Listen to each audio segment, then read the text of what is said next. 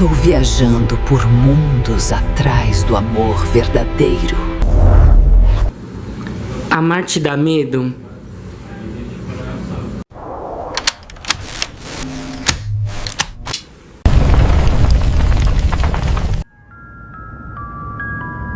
Eu vi no olhar dele o medo de um homem mentiroso, junto com a mulher que tanto se engrandeceu.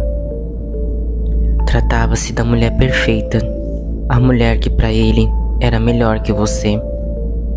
Sem vergonha alguma, ele estava lá. Em seu olhar eu não consegui ver nada além de destreza e egoísmo. Uma vida inteira de mentiras.